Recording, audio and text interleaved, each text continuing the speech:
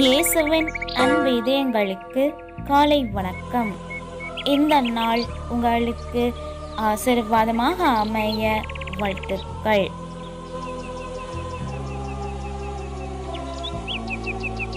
இப்புதிய நாளுக்கான ஆசீர்வாத இறைவசனம் எசாயா அதிகாரம் 12 இறை வார்த்தை 5.